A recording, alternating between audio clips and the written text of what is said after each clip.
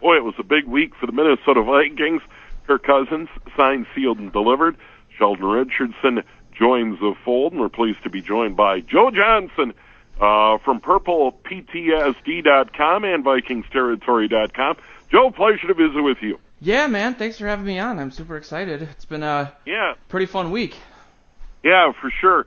Kirk Cousins, really not a surprise, but when it was ultimately announced, I think more of a sense of relief because Case Keenum, Teddy Bridgewater, and Sam Bradford had found other jobs, and to ultimately get Kirk Cousins in the fold, the Vikings give up a ton of money, over 3 years guaranteed, but they feel like he's the man. Yeah, and it's been really interesting to really kind of gauge the fan response to that. It seemed like there was a contingency of fans that were really against that move, which I found surprising.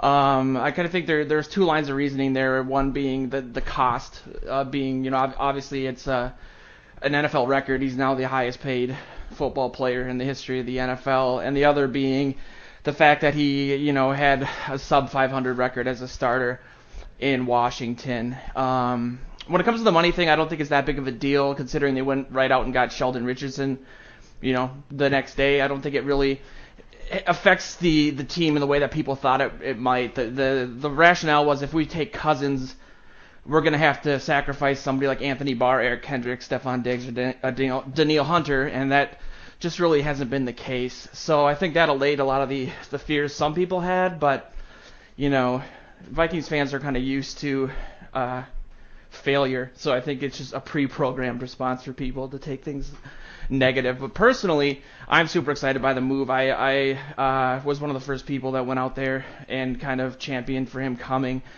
Between my two websites, I have about 12 writers, and I think maybe 2 or 3 were on the Cousins bandwagon, and the rest were, scattered across Teddy or Keenum. But I definitely think it was the best move for the franchise.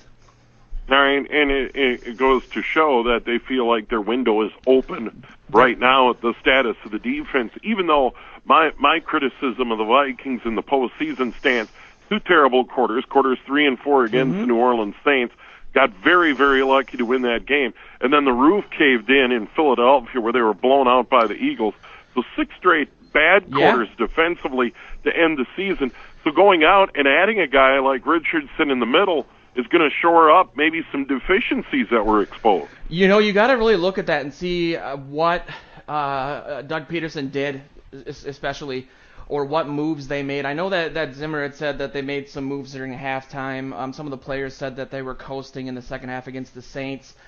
But I definitely felt like, especially with Carson Wentz coming back, that the team needed to make a couple moves to keep up with the Eagles. And you're exactly right. I think that bringing a guy in like that, bringing a guy in like Cousins, who has been a leader his entire career, going back to Michigan State. If you kind of read some of the stuff he did there, he was a 3-year captain. He was the only second person in history of Michigan State to be a sophomore captain.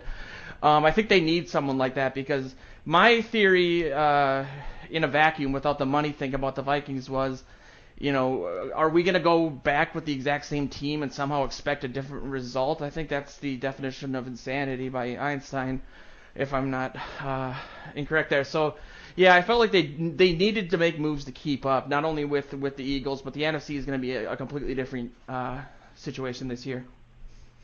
Yeah, for sure. And it's amazing how the Vikings were able to switch the narrative as well, from the disappointment of getting blown out in the NFC title game to kind of turn this into a quarterback controversy, because as you alluded to, and I did as well, I think the fan base would have been fine with a combo platter of maybe Keenum and Bridgewater going forward if they would have been able to work that out contractually.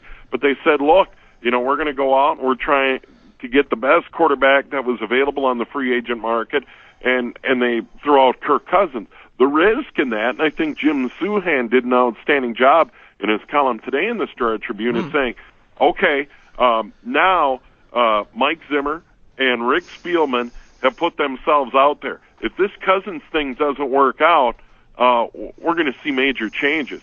I mean, for the $84 million in guaranteed money, the Sheldon Richardson signing, all the money they have out there, all the players they have.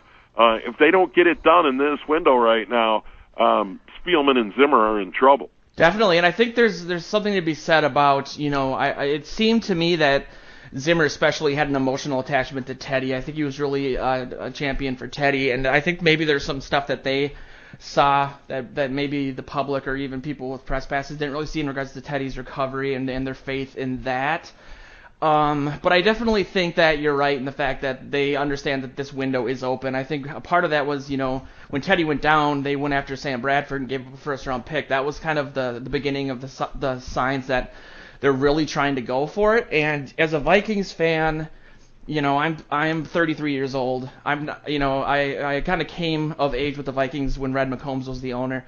So I look at this as saying, right or wrong, let's say Cousins doesn't work out for whatever reason. I don't think that's going to happen. But you have to, as a fan, respect the fact that this ownership and this management is making these moves, because the state built them that stadium. You can look at what the Twins did after their stadium was built, not really necessarily reinvesting all that money into the team. I think it's people need to at least be happy that they are in fact trying to do something that some think is impossible, and that's bring a championship to Minnesota. So, all right, Joe, tell us about your sites. What are people going to find there?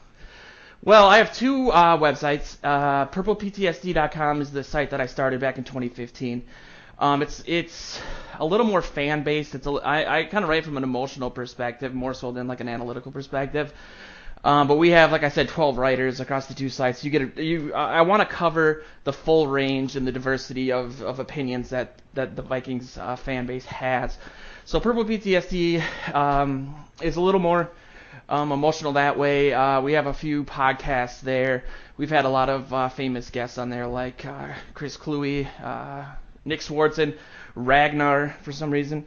And VikingsTerritory I actually purchased before last season. It was like the leading independent Vikings website, and I wanted to make sure that I was kind of expanding and cornering the market a little bit. And that's also been around since 2015, or actually 2014.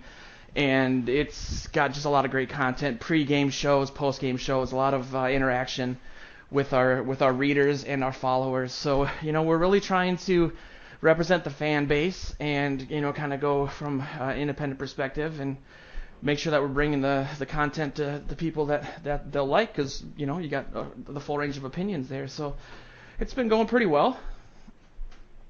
All right, Joe. Well, good to visit with you. Big week for the Purple, and now we kind of cool our jets a little bit and get ready for the draft, and yeah. I'm sure there'll be even more renewed optimism because every team in the NFL gets exactly the guys they wanted. So that's always interesting. Have a good one, Joe. Thanks. You too. Thanks so much. All right, there he is, Joe Johnson. PurplePTSD.com and VikingsTerritory.com.